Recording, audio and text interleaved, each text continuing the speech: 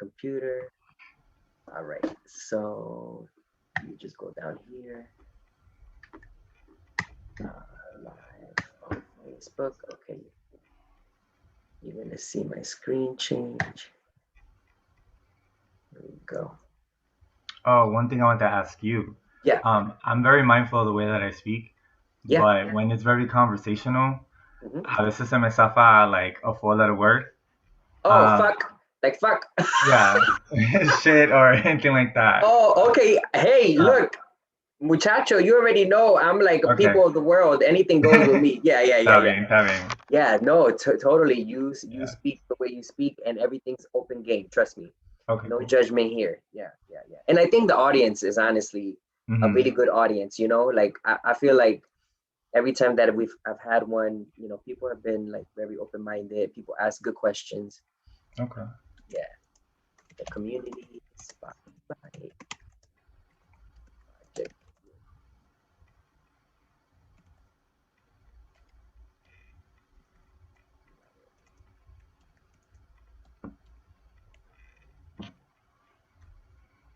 And community spotlight project.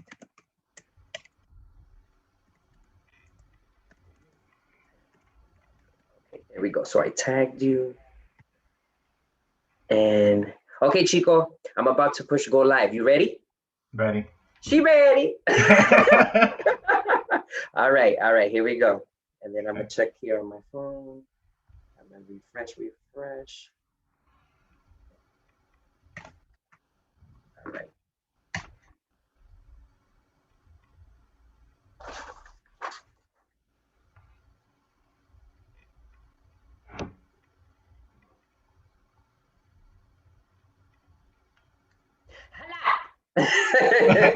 Ladies and gentlemen, people of the world, welcome to the Community Spotlight. Tonight we are here with Rob. His full name is Robert Daniel Arnáu, but he goes by Rob. And I'm so happy to have him here today because he's someone that I have not had the pleasure of meeting in person, but I have had the pleasure of following his, social media stories, his social media postings, and it's a person that I'm totally intrigued with. Just like in the society that we live in today, a lot of us know each other maybe from social media. I think that this is a person that you all will learn about, learn a lot about today. And he definitely has a very strong and compelling story to tell. And without any further ado, I would like to welcome to the Community Spotlight Project, Rob. Ladies and gentlemen, give it up. Woo, woo, woo. So Rob, basically, the first question is just to tell us a little bit about yourself. All right. I'm Puerto Rican. I was born and raised in the Bronx. Was raised by my grandmother from the island, and my mom. She was a single mom, teen mom, and everything like that. The way that I came into the world was a little bit like escándalo, right? Escándalo. But we all love a good scandal, so you could tell us. Yeah. So it was more like my father was like way older than my mom, and he was a deacon oficial of the church, and I grew up in a Pentecostal church, and so they had something, and then I came into the picture. So already like the cards were like dealt kind of shitty for me in the beginning, but I never felt that like controversy. But yeah, but I was a kid in the church. I loved church, and it was in the Bronx, South Bronx, and Spanish speaking, very very into the church. I was a shy kid, but I like to be friends with people. Yeah. But it was, as we go on, like certain things kind of shut me down, and so it was difficult. But yeah, I was a pretty happy kid. Got you. Okay, so so definitely thank you for sharing that intro. And I want to definitely get into a lot of that because, and I'm gonna come from like my own experience with you. I think that as a Latino man, definitely church is kind of synonymous with Latino culture, whatever the type of church you go to, whether it's Pentecostal, Catholic, or so there's so many, right? And Yeah. so, it's a big influence. It's a big influence on a person's life. Mhm. And so I definitely wanted to get into some of that. So I do understand that you are currently still like very involved in the church, right? Yeah. So my journey has changed. Okay. It went from a very conservative Pentecostal type of like the typical idea that people have if you're Latinx and you like I went to la iglesia and it was not Catholic. It was that experience. Yeah. So I went from that to a very different outlook and and involvement in church. That is a completely like 180 from what I was taught and the kind of faith that I had. Yeah. Yeah. Yeah. And if you can just, I guess, share a little bit more into, because I think you never know who, like the people watching. Okay, I'm gonna go here for a minute. I actually dated someone in Mm. my early gay years who was Hmm. Pentecostal, Okay. and it was of course, everything had to be a secret. There was absolutely no way that anybody could know that he was with me or that we were together. So I was kind of like, oh, the friend that he was just bringing along, and I wanted to be part of the church just because, you know what I mean? Yeah. Yeah. Right. You never, so I mean, as someone who has shared in his bio that you're openly, right, gay man, Hmm. as we know that in a lot of our religions that we grow up with, it's not acceptable. How was that for you?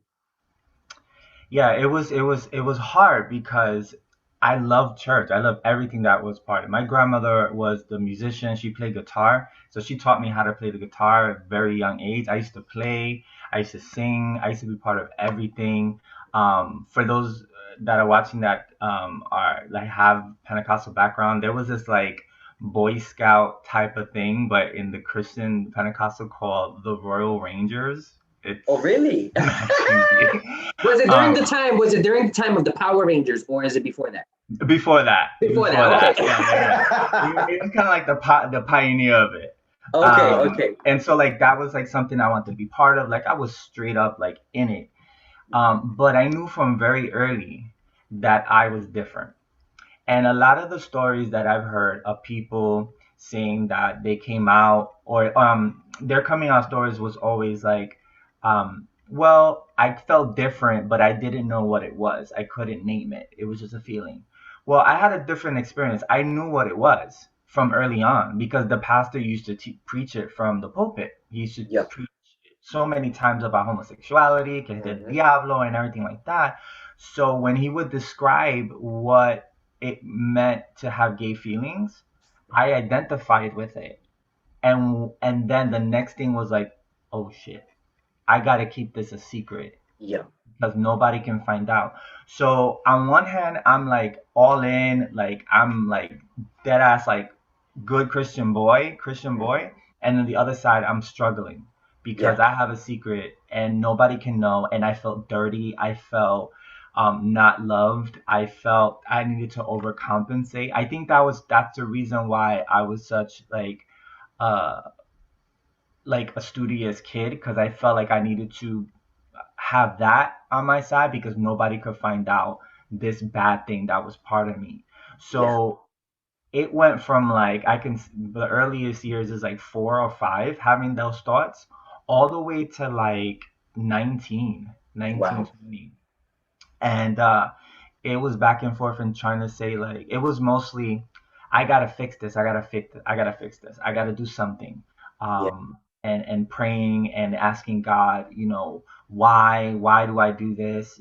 I grew up in a family that um I was exposed to violence, domestic violence, addictions and stuff like that.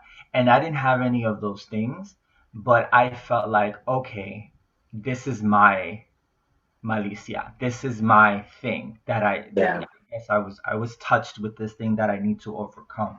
So it Yeah. was it was really difficult because during my high school like junior high school years was hard because everybody has their personality, and I think that sometimes it's both how you're born, Yeah. and also environmental influence. So I think just me being just a loving and caring and helpful kid by heart, and also being in a family of mostly women, the only model that I have were the strong women in my family. So those two things contributed to me being feminine. Hmm. And so being feminine and loving the arts, like the junior high school that I went to, it was a performing arts program. I love to dance and do all this stuff. Growing up in the Bronx and being a male Puerto Rican kid that loves the arts and is you're not that popular. And so I Exactly. was teased and bullied for Mm. doing that. So depression kicked in. Um, I was accepted to a performing arts high school, like the Fame School for theater, and even there, I was still sheltered. I was still closeted. Yeah. The thing about religious trauma is no matter what environment you're surrounded in, Hmm. if you don't heal from that, you still don't live your authentic self. I Agree. was in a high school where everybody was like, it was so many sexuality, sexual orientations, sexual expressions, and it was okay to be who you were, and I still felt like, no, I can't be that way. Hmm. So it Exactly. was struggling with those identities. Yeah, yeah. And Mhm. I'm so happy that you mentioned like a few key things, how you had this sense of like almost like guilt for just being Mhm. who you wanted to be, right? And I'm sure that's so that's something that so many of us like experience on some level, Mhm. whether it's the guilt of that comes from like our being feminine, or the guilt that the religion puts on you, the guilt that the family puts on you. Like think about, I'm sure you heard the word pato Yeah. swung around very loosely, Yep. right? Um, and I love it how you said that you almost felt like you had to overcompensate so that you had, at least like you mentioned, your education, you had that going for you so that nobody can say, oh, he's gay, and almost like they couldn't say like, oh, he's gay and he has nothing going for him. He's gay and he's just like a low life or whatever, so Exactly. so to speak, right? Yep. Those are real like things that happen in I'm sure in our heads that Mhm. nobody talks about, and that our Mm-mm. parents, of course, our families don't even dare to even question, like, hey, look, like, tell me about your feelings. Right? Yeah. No. It's not normal. It's not like talking about feelings is not Mm. looked upon as a good thing. Yep. I have a unique upbringing because like I was raised with a grandmother, right? So I have that generational experience, and Mm. then a teen mom who was in that a younger generation, and then my generation. Yep. So the traditions from the island carry over. Yeah. I remember having a fight in the backyard, and it was I was being bullied by this kid, and I was fighting, and the anger made me start to cry. Yeah. And I remember my mom say like, "Don't cry, don't cry, don't cry." Um, and it wasn't so much that she didn't allow me to cry; it was because of the culture.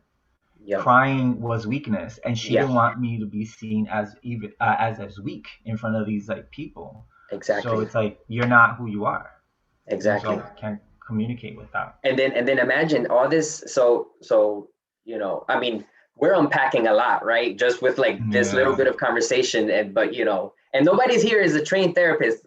Let me just tell people, exactly. disclaimer. But I'm happy that we're talking about this, because I mean, this is true stuff and true trauma that people carry with them into adulthood. And think about it, they probably, it's like so many layers that you have to unlayer, Hmm. as the years go on. And I mean, I think we're fortunate to now live in a society that's becoming more, a little bit every day, more open-minded. We're learning more about trauma and how we can find coping mechanisms. Hmm. Um, but as we know, sometimes the coping mechanisms that we're taught are not the healthiest. Um, so we turn maybe to, and this is just like a blank statement, but sometimes people turn to drugs, alcohol, sex, and all these things that we know in society that people turn to, or they can totally retreat, right? Hmm. Retreat into Hmm. like a space of like just being down, being quiet, depression. And so that's why I said, like, there's a lot to unpack there, but everyone expresses these things in such a certain, specific way. So thank you for sharing about your upbringing. If anybody else, can relate, about, like, growing up in a religious background, parents not telling you, you can't, don't cry. If not, I'm gonna hit you. Yeah, I'm gonna give you a reason to cry. I'm gonna give you a reason to cry. I'm already crying. Yup. No, it's so crazy. It is so crazy. So let me just, like, recap a little bit for anybody who's watching. We are with Rob, and he's someone who has had a lot of influence. He has a big religious background, and he's currently very involved. And so we're gonna get to know him today with the Community Spotlight Project. And so it's about 8:15. And so I wanted to just share that the Community Spotlight Project is a way for people to learn, but also to build community, for people to learn from you, Rob, so that they can be like, you know what, I can totally relate to him. And something that, that people don't realize is that as diverse as we are, there's so many similarities that sometimes we don't even talk about, and that sometimes we think that we're suffering alone, or that we're the only ones who have that story. But think about so many others. The minute that you open up and you share, you can relate to so many more people. So thank you, Rob, again, for joining us tonight, and for, definitely sharing your story. So just switching gears a little bit, I just wanted to be a little bit more playful. So what did you do basically when the pandemic hit? Like, what were you doing to stay busy? Did you do anything crazy? Did you, binge watch any shows? Girl, this pandemic, like the beginning of the pandemic, was really hard for me. Okay. And maybe we'll address it sometime. I live with general anxiety disorder and depression as well, and it's all like coming out from the post-traumatic stress syndrome, the PTSD from my religious background. So when it happened, I immediately thought, like, yo, I need to do something, because if I stay with my thoughts, I'm gonna diagnose myself. Ya mismo, I'm gonna like get every possible thing. So in the beginning, it was hard. I didn't do much. I kind of secluded myself, very fearful, anxiety was high. But after I started working through all that, I started to write again. I play my guitar. I started to connect with people who are, part of the community and part of the work that I want to do. And because of that, I've connected with like so many faith communities around the country, even overseas, and just like chilling, learning how to. I got into angel oracle cards. Okay, what is that? So this is also like that taboo stuff that it was taught in church, but I find the divine in everything. So there's a guy that I follow, and he's a self-proclaimed spirit angel expert, and so he developed like these angel cards, and they kind of resemble like tarot cards, but it's mostly like something to focus on your spirit guides and what messages your angels are doing. So I started looking into that, and I got myself a deck, and I was studying on that to try to like connect with others who fall into that, and just watching a lot of Netflix, a lot of stuff, a lot of like foreign films, taking walks out there, trying to do what I gotta do. Yeah. It was like a weekly search and a manhunt for like disinfectant wipes, like Lysol. And I was like, aquí vamos, like I want to get this shit done. So it was stuff like that, and trying to connect more with family and people that kind of that I neglected before the pandemic. Yeah. Okay. Well, look, that's real. I'm sure so many of us didn't know what to do with ourselves. Literally, obviously we went to the supermarket. There was a shortage of everything. Yeah. Right. Yeah. It was scary for a minute. We thought the world was ending. I'm sure so many people, like you, they just were in the thought so much. And I'm happy that you even touched on that, because, one of the introductions as to the Community Spotlight Project is that this project came out of COVID. Yeah. right? It came out Yeah. of COVID. It came out of thinking to myself, like, if I don't do something with all this energy that I know I have, I'm gonna go crazy. Mhm. And you know, if I can put some like more good energy into the world, even during a pandemic, why not? So that's how this was born. So yeah, you know what I mean? It's just Yeah. about keeping your mind busy, because I mean, like, we know sometimes we could be our own worst enemies. Yeah. Yeah. You Yeah. know, The and worst critic. the mind will play tricks on you. Yeah. Well, that's so true. So Rob, I wanted to ask Mhm. you, so you kind of touched a little bit on, like, you know, how like your personal life, your upbringing was and things like that. Um, and I know that you're very involved professionally with the church, and you're currently in school, right? Yeah. Okay. Hmm. So I guess, you know, the question is, like, how does your personal life reflect like your professional life? Do they mesh? Do they come together in any way? And if you could talk a little bit about that. Yeah. That's a really good question. The the issue with and the disclaimer, I love how you did the disclaimer, like I'm not a licensed therapist, and I talk a lot with I statements because I recognize this is my experience, and Hmm. so in no way I'm generalizing it. But because of all the BS that I had to deal with in childhood and everything like that, it's very common for me to create personas. And in my work with the LGBT community and those with any kind of those trauma, sometimes we have to create personas for safety, right? Yeah. So we have to like create these things, and because of that, I had a hard time finding out who I really was. Hmm. So with that said, like I have a professional persona where I'm a little bit more extroverted when I'm in a role. So if I'm doing spiritual guidance or spiritual direction or being like, or preaching or whatever like that, I'm in a role and I kind of morph into that personality and say, okay, and be out there with the people and everything like that. The minute that I'm not in a role and I have to be with myself, Hmm. I'm more introverted. I'm more like shy. And I look within a lot. Hmm. And so, and even in my secular work, like I'm in HR, um, I am a go-getter. And I think it touches back to a little bit of the echo of I need to overcompensate for something Yeah. because my education and my knowledge is all that I had back then. So Hmm. it's like I think it carried over into that professional personality where I'm like I'll send emails and with those like those shady professional words like as per my As email, per my as email. as a reminder, or hope this helps. Yeah. And I'm very direct and like yeah, friendly too, but like very direct and everything. And I try to I want to merge both of them in because I have a tendency of being heavy on one personality than the other. Hmm. And I've been one of the things I've been working on is trying to merge those different things. It's okay for people to have different personas because the way that me and you are talking right now, you're not gonna be talking to like someone like a higher.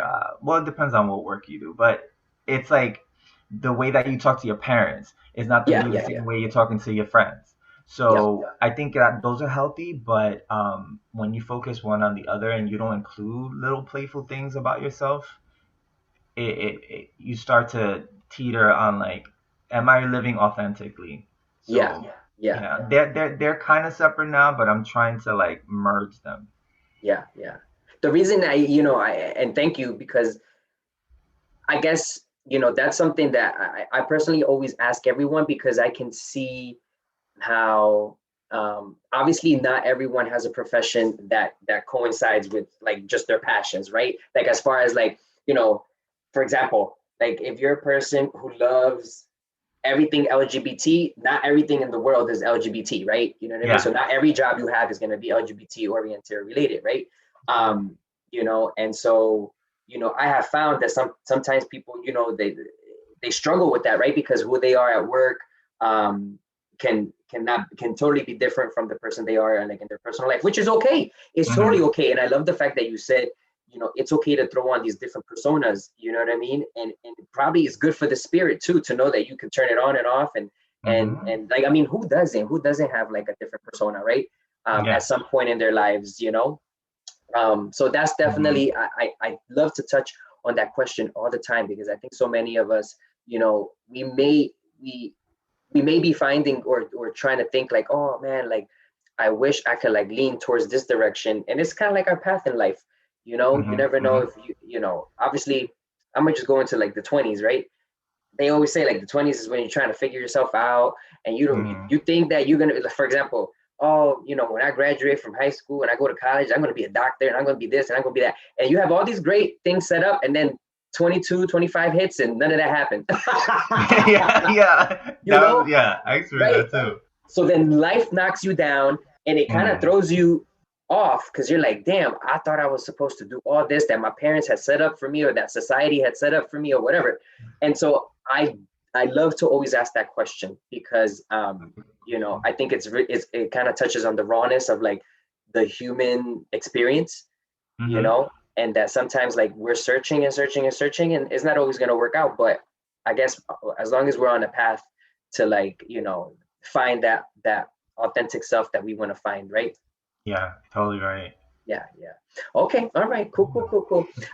So if you could get into a little bit about your current work, because what touched me so much recently is that I saw that you were sharing this night ministry, and it to me, at least from what I saw, it seems like it's a hotline, right, that people can call.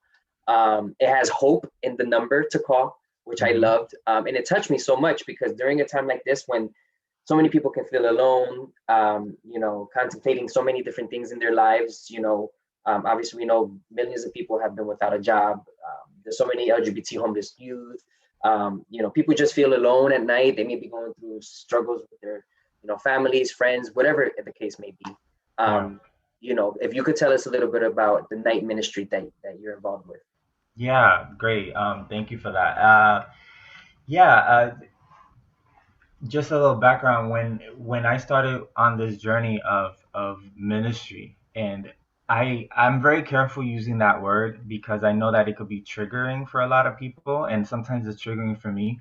But I use ministry in the word in the sense of like just caring, Oh, caring, yes.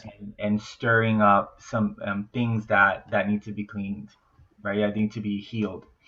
So when I started with this whole journey with ministry, like I was trying to find my way, and in that process, I was exposed to those shadow pieces of me that I wasn't so comfortable showing to other people, but that needed to be healed. So I learned that I had trauma. I learned that I had PTSD and religious trauma. I learned more about my anxiety and depression. And I learned that because of that, my 20s and part of my 30s were a hot mess. And it was like, I look back and I'm like, my God, how lucky. And if for people who relate to like faith, like how much spirit or God or higher power was with me, because there was some stuff that I did that was like, I would not be here had I not been protected somehow. And along the lines, like how many people have I affected negatively? Because I wanted to be something I didn't honor people's emotions. So I hurt a lot of friendships. I hurt a lot of romantic relationships that I was in, and I later learned that it was part of an addiction. It was a love addiction, a love and sex addiction. And so that's also, recovery is also part of the work that I do. And so in learning that, um, I was like, I can't be the only one. I can't be the only one experiencing all this stuff, but nobody's talking about it. So that started my journey into learning more about trauma and spiritual healing and stuff like that. So during the pandemic, I started to try to connect with others that were doing the same type of work.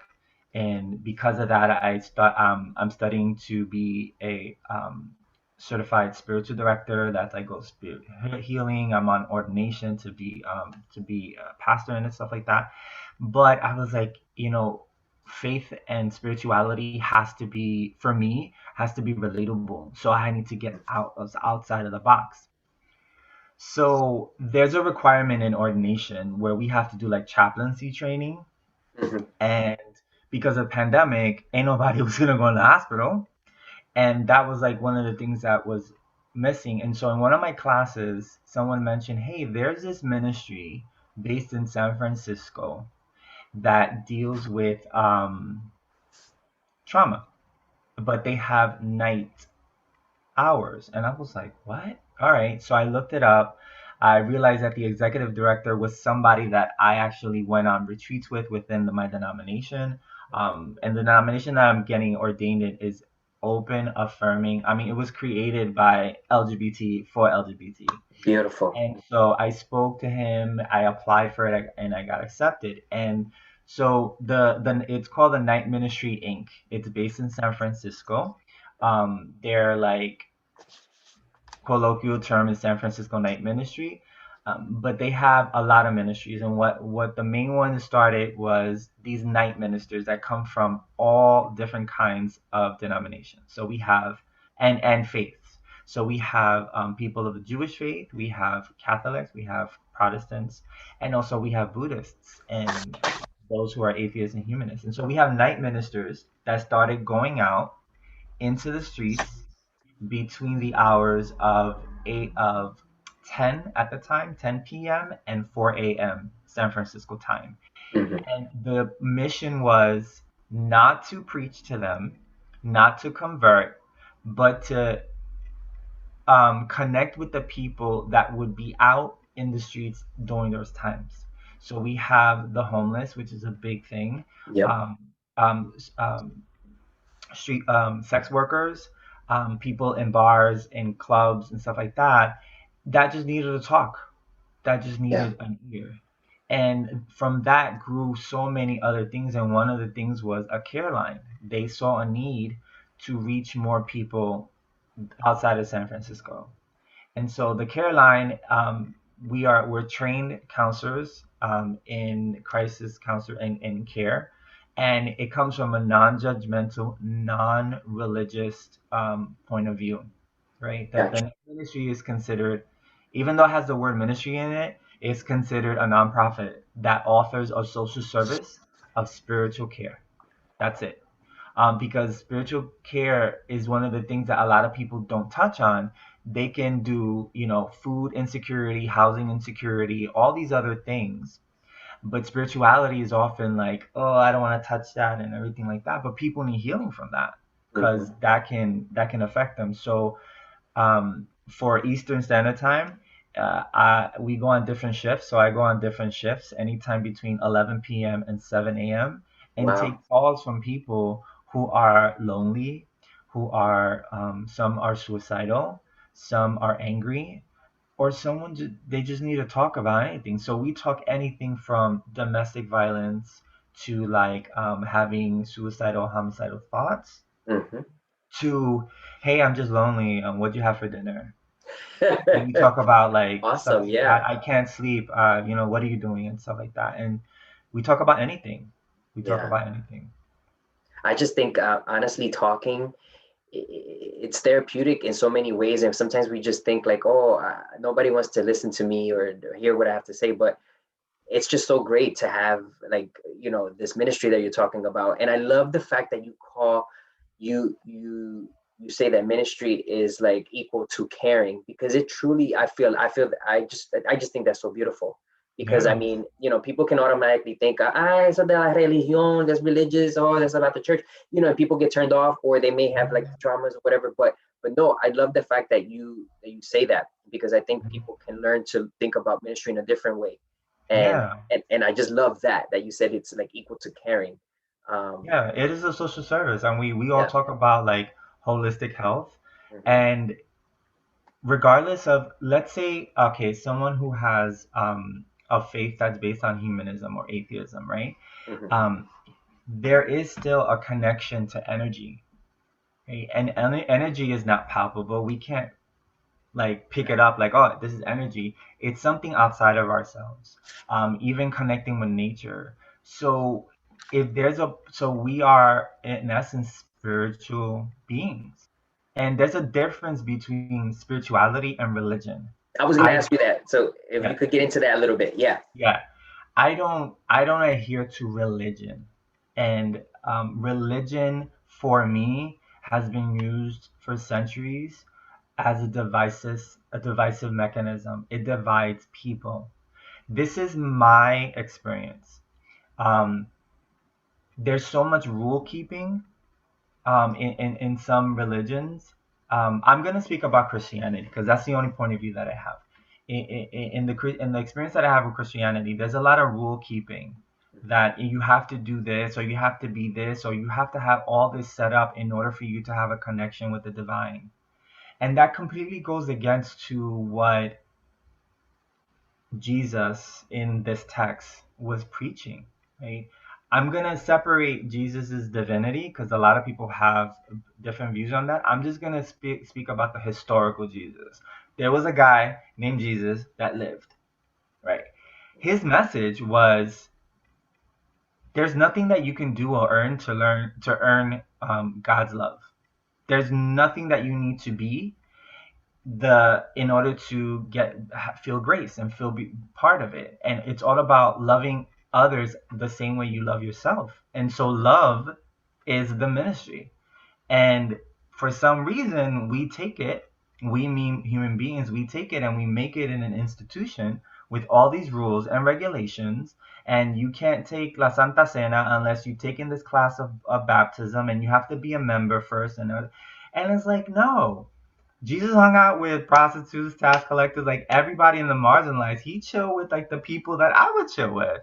Yep. Yep. And so when it comes to spirituality and religion, I don't focus on religion. Obviously, I'm being ordained in a denomination, and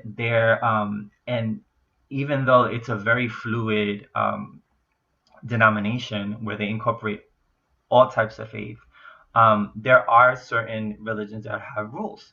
Hmm. And in my ministry, I don't speak so much about religious stuff. I speak about spiritual stuff.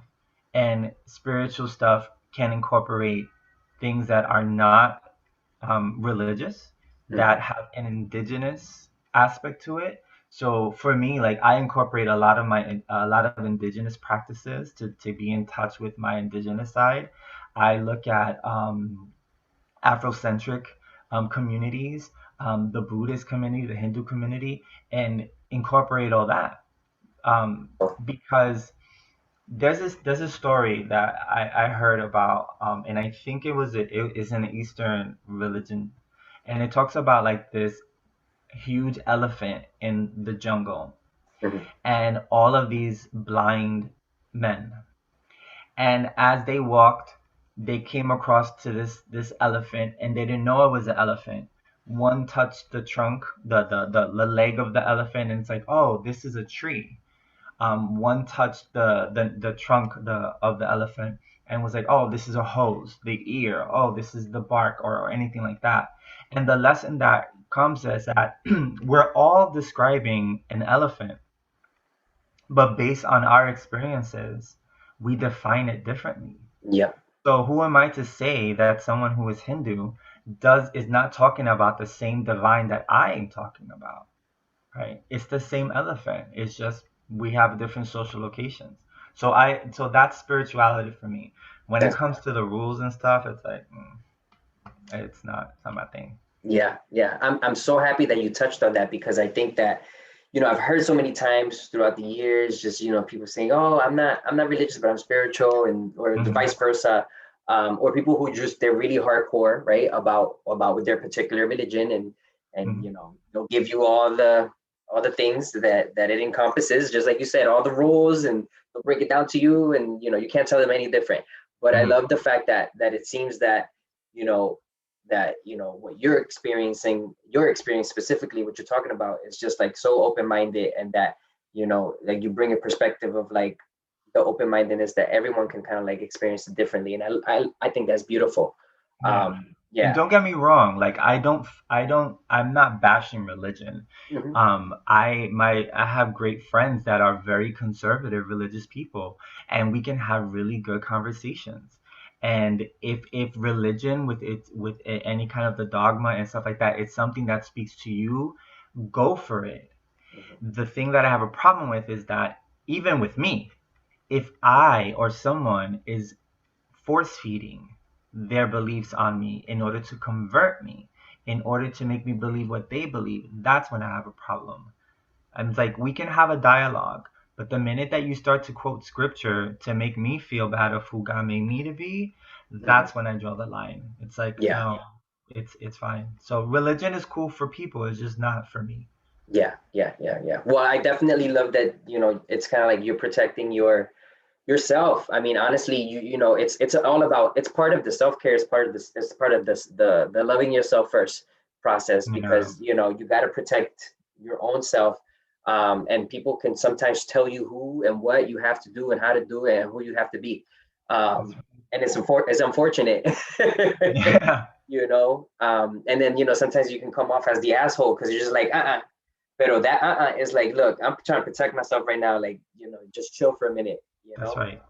so no, thank you. I'm sure, like, let me tell you, I'm sure people watching are definitely nodding their heads like, oh, I could totally relate to that. Mm, Ay, yeah. bendito. So you know what I wanted to share, something that I find so like impressive, about you, um, that in this whole conversation that we've been having so far, is that no matter the trauma that you've gone through, you still haven't given up on, I guess, you're a man of service, so to speak, right? You're a man of service in so many ways, and you describe, like, how ministry is caring, and the trauma of growing up, in certain religions, but how you're still in it.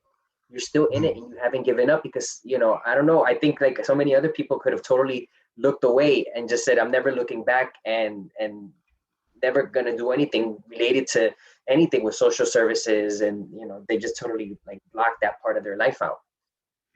How is it that you find that strength, or and I know you mentioned earlier that you genuinely love it, but how Mhm. is it that you find the strength and motivation to continue every day in your ministries? Yeah, I will say it was very hard. There was a point in my life where I completely turned away from any type of religion, because of the anger, and that anger was only because of what other people told me who God was, and I just couldn't live up to that standard, and so my journey wasn't easy, um, and it's even harder when you deal with any kind of that stuff, those things by yourself, but there was always an underlying pull to something spiritual, always. And it's almost like if you have a passion for singing, right? Mhm. And you go on all these auditions and they tell you no, no, no, and you get all this rejection. And you would think somebody who was rejected so many times would just give it up and just go into some other profession. But there's countless of stories of people that are in the arts that said, no, well, this is my passion. This is my dream. Mhm. And I don't know how I'm going to get there, and I don't know if I'm gonna get there, but I'm gonna take the steps. So I think it was listening to that pull, whether you Mhm. call it intuition, the Holy Spirit, your gut feeling of saying, just Yeah. hold on, and there's a reason for all this. Now that brings me to this statement: everything happens for a reason. Uh-huh. I am I don't agree with that because um, not everything happens for a reason. I can't come to a mother who lost her child because of a shootout on a playground and in her grief say, well, don't worry, everything happens for a reason. It Mhm. doesn't make sense. It's not comforting and it's not healing for that person. So not everything happens for a reason, but as I see the journey, it's like I understand that all the stuff that I went through, it's all coming up now. It's all coming up here. So it's just being authentic with yourself, Mhm. and saying, Yeah, I've been pushed down by all these people that claim that they are religious, and they're telling me that I'm horrible and everything, but there's still that light. There's still something. And I don't understand it, but I'm gonna continue finding it. And I think that for anybody who is passionate about something, as long as it's not hurting, physically hurting yourself and someone else, um, you keep on.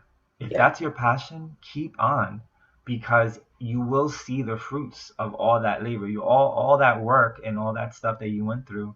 Um, it will be used as a purpose. So it was just trying to follow that light. I was like in darkness, and there was a little light, and I was like, okay, I gotta follow that. I don't know Mhm. what it is, but I gotta follow it. Exactly, exactly. And you know what, because you kind of touched on, like, just like trying to hold on to like that light, that hope. um and you did mention, that you work with like the LGBT community, LGBTQ Hmm. community. What would you say, let's say there's a young person out there, or just anybody, any age, that because of their, sexual orientation, their gender expression, they're being told you'll never amount to anything, you're not worthy. Or let's say that person even wants to do so much more in terms of service, right? They want to get involved with the community. Like, what advice would you give to someone like that? Hmm. So I'm a very emotional person, and this touches my heart. So, uh, for anyone that's listening, for anyone who's having a hard time, the world that you're living in right now is not all that there is. There are people that are going through the same thing, and people that have overcome. And this is not to silence your pain or silence your trauma or even negate the fact that you are in a situation that's unsafe. But there are people, your tribe is present, and it's just the struggle comes with trying to find your tribe, and it can be hard. And you are more precious and loved by any higher power that you identify with than anything that you can imagine. Um, your life is so important and so precious. And the fact that you are alive right now adds to the beauty of humanity. Without you, without this young person or whoever is struggling, without them, this life wouldn't be as beautiful as it is. And so if anyone is listening and has all these like feelings of not feeling having worth, or what's the purpose of everything, or I can't take it anymore, reach out. If you don't have anybody, at least reach out to me. There are people here that can help. And if I had the power, I would have like a mansion and just bring everybody that needed comfort or pain or anything. And I'm not here to solve people's problems. I'm not. But I just want to be like, no, those people that are telling you those are not truth. You live your truth. And if you have to stand for something and you're the only one standing, keep on standing, because you will find other people that either need to be lifted up to stand with you, or who have stood long in this and can help you. There's just reach out. You don't need to handle this by yourself. It could be Exactly. lonely, but you're not alone. Yep. You're not alone. Exactly. Exactly. Ah, it's so beautiful. Thank Mm. you. Yeah. I think that's a message that we have to tell over and over again. And you said it so Yeah. beautifully, but it's just something that needs to be reiterated constantly every single day. And I'm hoping that whoever needs to hear this can hear it and just know that, like you said, you are not alone. You may be lonely, but you're not alone. Um, right? Because Yeah. people can get stuck in that rut and think like, oh my God, that's it. This is gonna be my life. forever, but then you can come out of it, and it's so beautiful when you do, whatever Mhm. that looks like. So thank you. I'm sure that so many people definitely need to hear that. Oh my gosh, I like that, like the way you said it, how you said it. I just want to take like that snippet and like highlight it. But it was beautiful. It was beautiful. So obviously, you are using your life. You're using your life to inspire so many. Um, what's on the horizon? What do you have planned for the future in terms of, continuing to use your life as an inspiration for others? Yeah, well, first thing, I need to get out of my own way because like you said, like I could be my worst critic and stuff like that. And but so the things that I hope to plan is I'm finishing up the training to be a spiritual director, and that's a term that's used a lot in the Catholic religion, but I wanted to be like a spiritual guide, spiritual, caregiver, and so I want to start that project of having my own spiritual caregiving organization or something like that, or service, and Mhm. take it out. I'm hopefully by the end of the summer, I'll be ordained. And sometimes you gotta do what you gotta do in order to open doors. So I don't see myself as being in four walls church, Mhm. but I do see my ministry out in the streets. So I'm trying to build on this term that I'm trying to work with, called like barrio theology or hood theology. Uh-huh. And theology, the definition of theology is just talking about God, having God conversations, however that is.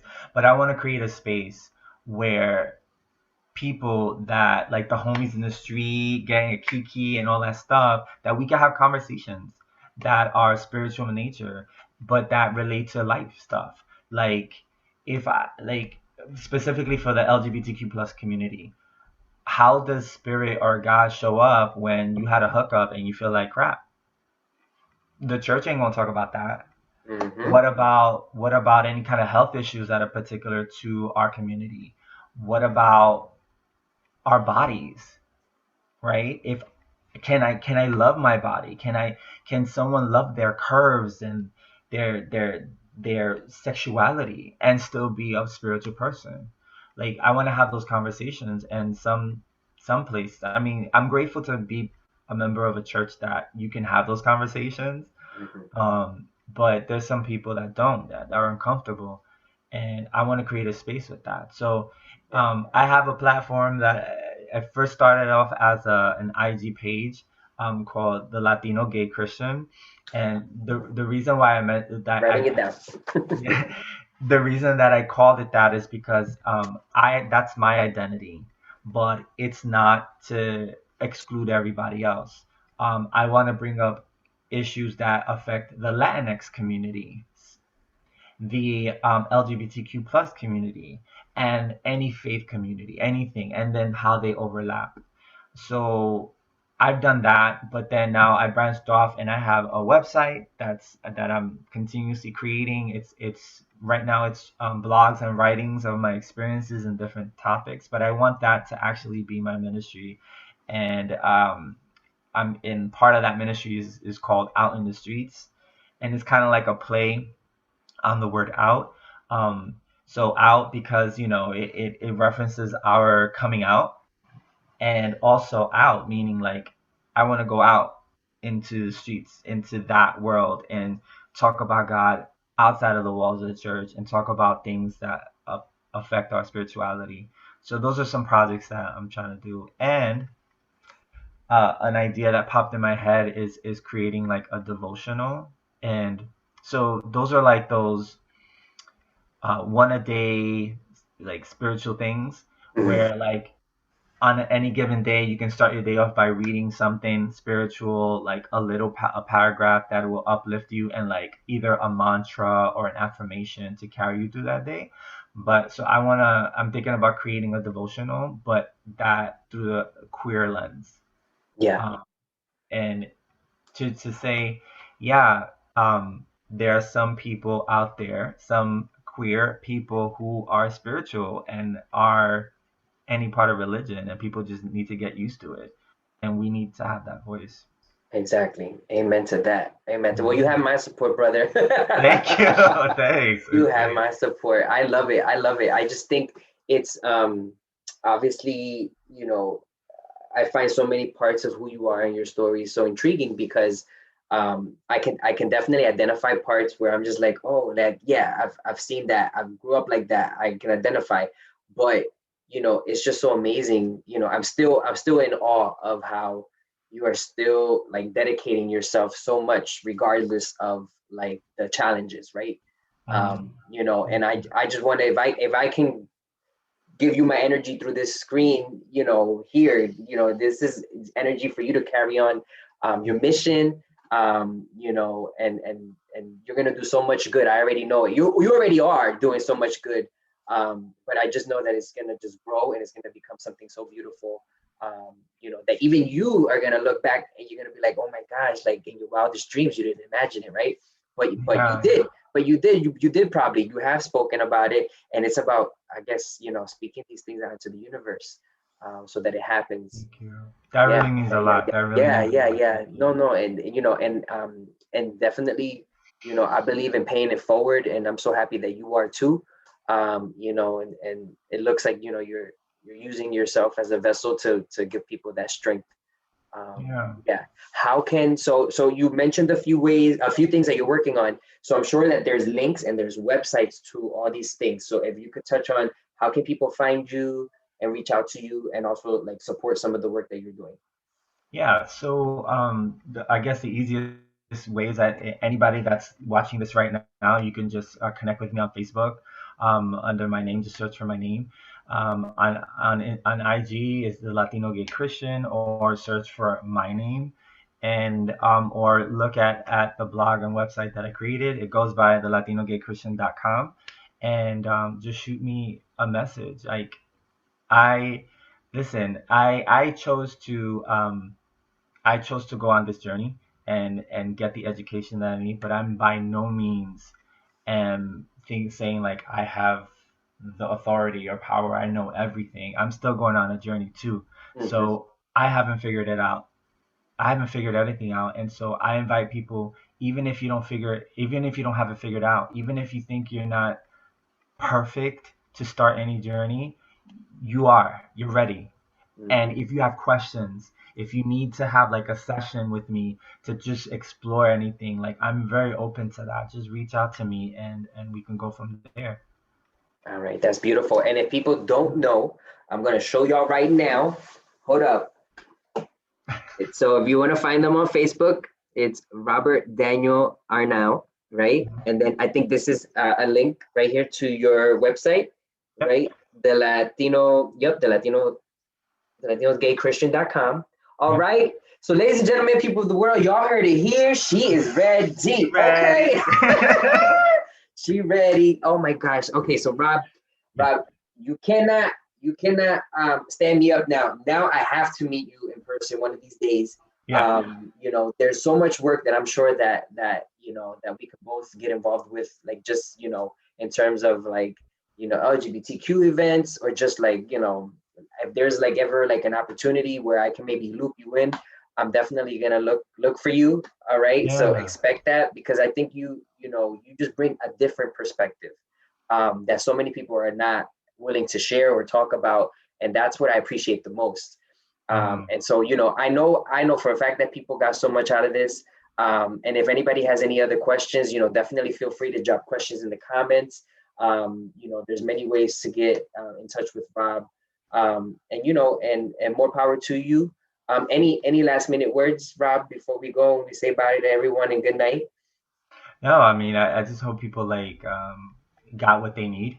And I'm open to anything like that. I'm very open to like any way that I can support any projects that you have or anybody's projects, and or they just have a question, just reach out to me.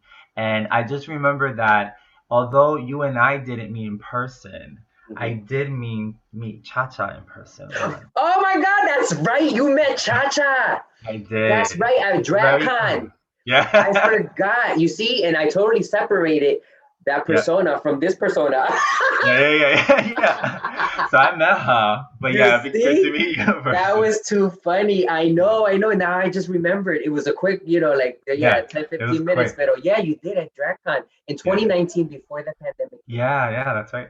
Yeah. That is so funny. You have a good memory. Thank you for reminding me. So yeah, so No officially we problem. have met. But yeah, I feel like, like we definitely gotta go out, chill and just like talk Yeah. more about like all this great stuff that like Puerto Rican brothers are doing the Word most. up. You know what I mean, right? You know what I mean? And I think I tell so many people that I do the project with, or that I know in the community, if there's any way that I can support like the work that you're doing, like just let me know. Mhm. Because I mean, honestly, I don't think there's enough, right? I don't think there's enough support, Yeah. and then it's doing things like this that people, it's only by doing things like this that people will learn more of like the resources that are out there, which are so important. Yeah. And so And wait, I what's just the wanted to say one thing, for anybody who needs like that care during the nighttime, Mhm. please call the night ministry. You can look them up, sfnightministry.org. But you can call 844 HOPE, the number 4 SF. And those in New York the time is between 11 p.m. and 7 a.m. And if I'm on a shift, I hope to speak to one of you. Okay, you see, you read my mind. That's exactly what I was going to ask you next, is like how people can call the night ministry hotline, Yeah. because it's so useful, it's so needed. And so it's bi-coastal, it's national, right? It's a national It's a line. Yeah. national hotline. 7 days. It's Yeah. every single day, between those hours. Hmm. And yeah, just for anybody who's not in the East Coast, like figure out the time zone difference. But yeah, it's by that time. Okay, awesome, Yeah. awesome, awesome. Thank you, I, Jomil. all right, Rob. All right, so we'll talk soon. Yeah. Everyone, again, drop comments, bug this guy. Make sure you hit him up. Make sure you add him. Make sure you support all the amazing work that he's doing. If it wasn't for amazing, beautiful people like this in the world would not shine bright as it is shining tonight. Okay, All she right. ready. You Oh, she ready? ready. Oh. God bless you, Jomil. All right, all right. God bless you too, my brother, and we'll talk soon. Good Okay. night, everyone. Bye bye. Bye.